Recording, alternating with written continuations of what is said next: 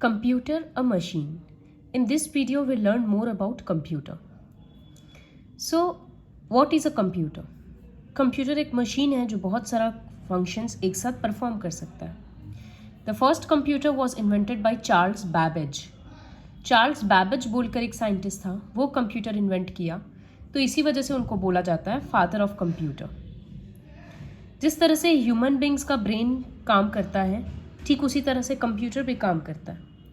हम लोग क्या करते हैं, कोई इन्फॉर्मेशन हम लोगों के अंदर जाता है, फिर हम लोग उसको सोचते हैं उसके बारे में, और उसके बाद उसके ऊपर कोई एक्शन लेते हैं.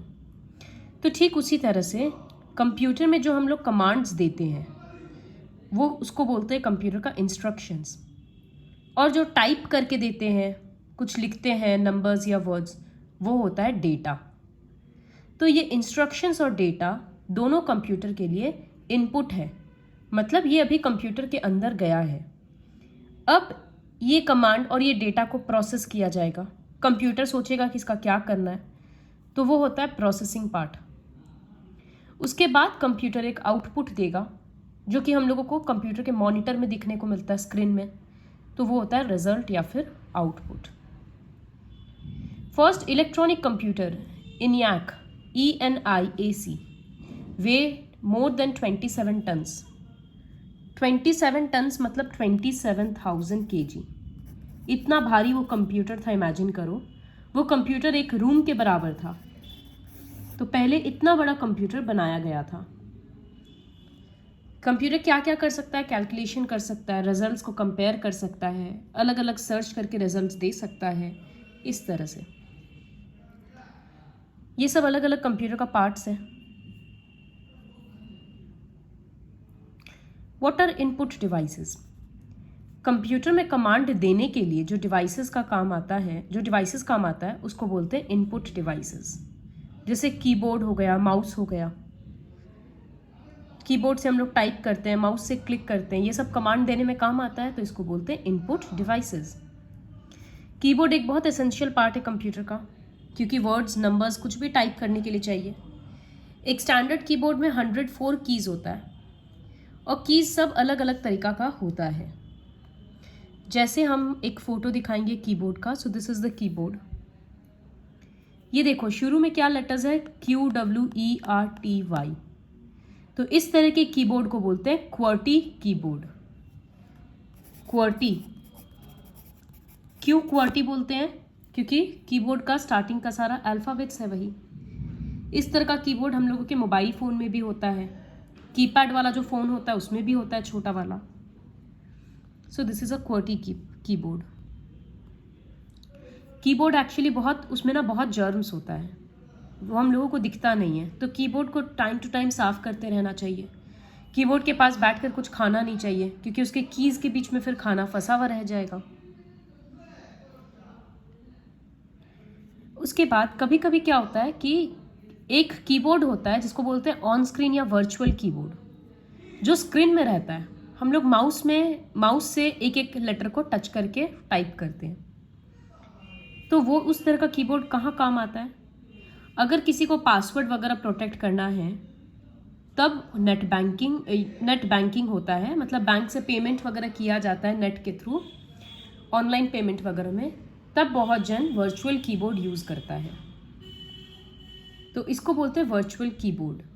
You can use your laptop, और उसमें इस तरह से देखो, स्टार्ट बटन में एसेसरीज में जाना, फिर एसेसरीज में next option ease of access, उसमें ऑप्शन आएगा ऑन स्क्रीन कीबोर्ड. ये जो कीबोर्ड अभी हम दिखाए, यही मॉनिटर में बना हुआ रहता है. क्रिस्टोफर शोल्स, इसका प्रोनाउंसिएशन होगा Sholes, is credited with keyboard layout that is used to till date called QWERTY layout.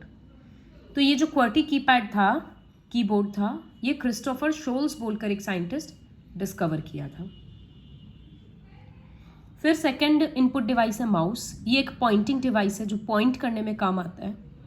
आजकल वायरलेस माउस भी यूज़ किया जाता है. पहले माउस के नीचे इस तरह से बॉल लगा हुआ रहता था जो मूवमेंट को ट्रैक करता था. अब लेकिन वहाँ से लाइट निकलता है. एक माउस को उठाकर देखना, लाइट निकल रहा है. तो उस तरह के माउस को बोलते हैं ऑप्टिकल माउस. कंप्यूटर्स में स्कैनर होता है, मोबाइल फ़ोन में भी होता है, आजकल तो सब यूज़ करने लग गया है। स्कैन करते हैं तो जो लिखा हुआ है वो पूरा कंप्यूटर में आ जाएगा। फिर नेक्स्ट है आउटपुट डिवाइसेस। ये वो डिवाइसेस होता है जो रिजल्ट देता है, जैसे मॉनिटर हो गया, प्रिंटर हो गया। प्रिंटर आजकल 3D प्रिंटर्स भी आता है।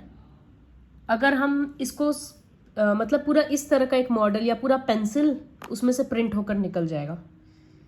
तो ये सब ऑर्गन्स वगैरह बनाना, ऑर्गन्स का मॉडल को प्रिंट किया करते हैं डॉक्टर लोग, ताकि उस पर स्टडी कर पाएँ, उस पर ऑपरेशंस प्रैक्टिस कर पाएँ। डिज़ाइनर लोग पूरा का पूरा कपड़ा प्रिंट करके निकाल लेते हैं। इस तरह का आजकल हुआ है, इसको बोलते हैं 3D प्रिंटर्स। यूट्यूब में you can watch some of the videos of 3D printers, तब समझ में और आ जाएगा। Next, what is CPU? जिस तरह से ह्यूमन बींग्स के लिए ब्रेन होता है, ठीक उसी तरह से कंप्यूटर के लिए CPU होता है, सेंट्रल प्रोसेसिंग यूनिट। ये कंप्यूटर का ब्रेन है। ये सब कुछ कमांड को प्रोसेस करता है कि क्या करना है क्या नहीं करना है। तो कीबोर्ड और माउस यूज़ करके जो हम लोग इंस्ट्रक्शंस दे रहे हैं वो CPU में जाता है। फिर CPU उसको प्रोसेस करके आउटपुट देता है, जो मॉनिटर में हम लोगों को दिखता है।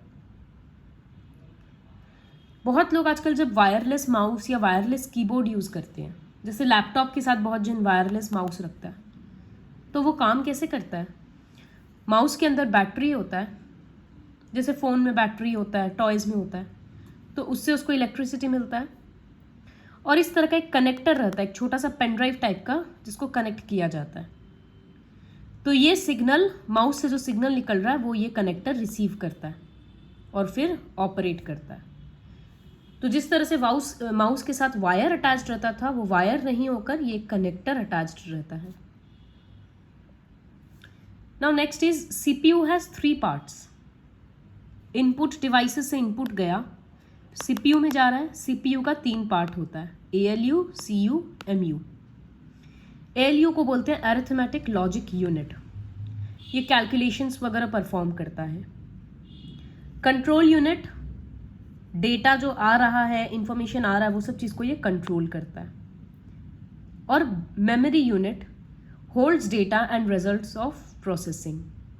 जब CPU उसको प्रोसेस करता है तो मेमोरी यूनिट उसमें डेटा स्टोर करके रखता है।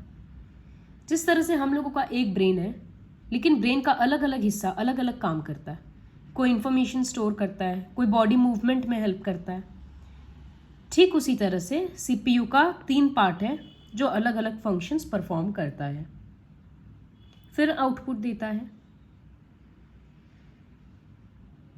कंप्यूटर का मेमोरी 2 टाइप का होता है, एक बोलते हैं प्राइमरी मेमोरी और एक होता है सेकेंडरी मेमोरी।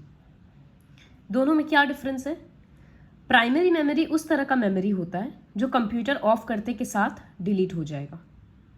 तो when the computer is turned of, this memory loses data and become completely empty.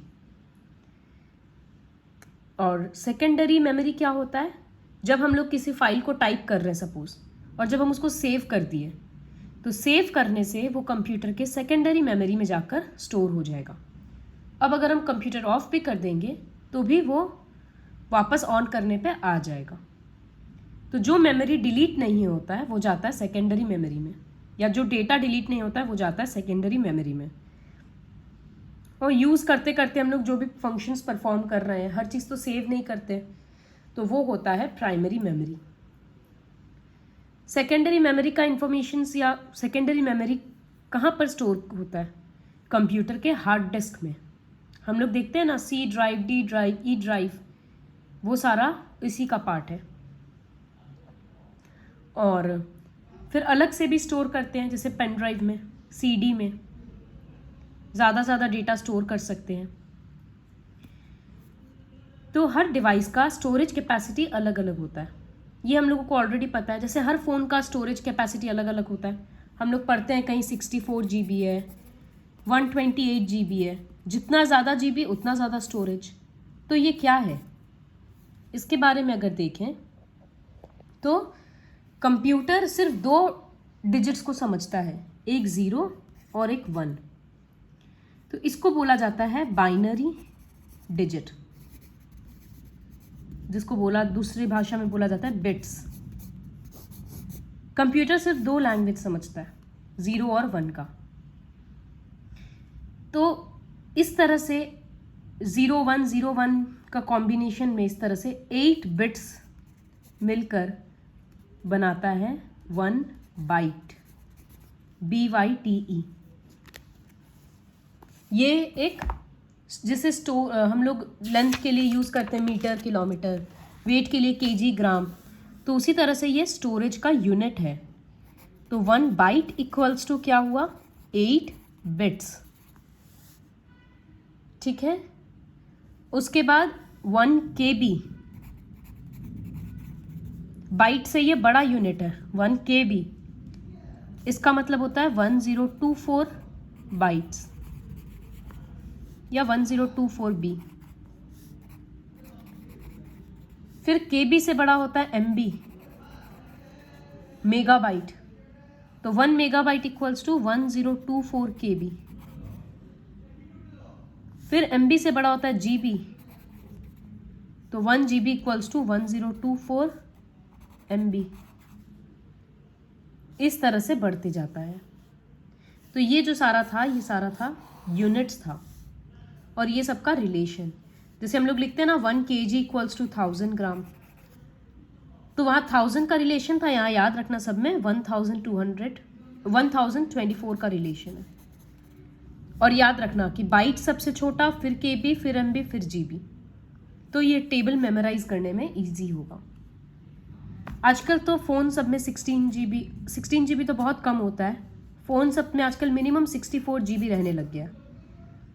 लेकिन पहला जो कंप्यूटर बना था ना, पहला जो हार्ड डिस्क था, उसका मेमोरी बस 5 MB का था। सोचो कितना कम है। धीरे धीरे फिर ये सब चीज़ बढ़ते गया। जो CD वगैरह होता है ना, उसका जो रेनबो वाला पोर्शन होता है, ये जो बीच वाला पूरा पोर्शन है, इसको टच नहीं करना चाहिए, क्योंकि यहाँ पर इंफॉर्मेशन स्टोर्ड रहता है। तो CD हम लोग कैसे पकड़ते हैं, इसलिए इस तरह से पूरा उसका बाहर का एजेस को पकड़ते हैं। बीच से CD को टच नहीं करना चाहिए, नहीं तो उसका मेमोरी खराब हो जाएगा। जिस तरह से ह्यूमन बॉडी में ऑर्गन्स होता है अलग अलग, तो कुछ ऑर्गन्स होता है, हम लोग साइंस में पढ़े, इंटरनल ऑर्गन्स, जो बॉडी के अंदर है, जिसको हम लोग टच नहीं कर सकते, और एक होता है एक्सटर्नल ऑर्गन्स, जिसको हम लोग टच करते हैं। ठीक उसी तरह से कंप्यूटर का 2 पार्ट होता है, एक होता है हार्डवेयर और एक होता है सॉफ्टवेयर। हार्डवेयर मतलब कंप्यूटर का वो पार्ट जिसको हम लोग टच कर सकते हैं, जैसे माउस, कीबोर्ड, मॉनिटर, CPU, ये सब। और जो कंप्यूटर के अंदर रहता है, जैसे MS Word, MS Paint, Internet Explorer, ये सब हम लोग टच नहीं कर सकते, तो ये सारा पार्ट आता है software. Okay, so these are the various parts of computer. इसमें हम लोग बहुत कुछ पढ़े कंप्यूटर के बारे में, कंप्यूटर का स्टोरेज यूनिट के बारे में पढ़े, हार्डवेयर सॉफ्टवेयर के बारे में पढ़े, फादर ऑफ कंप्यूटर किसको बोलते हैं वो जाने, कीबोर्ड के बारे में पढ़े। So watch the video very carefully and learn all the facts.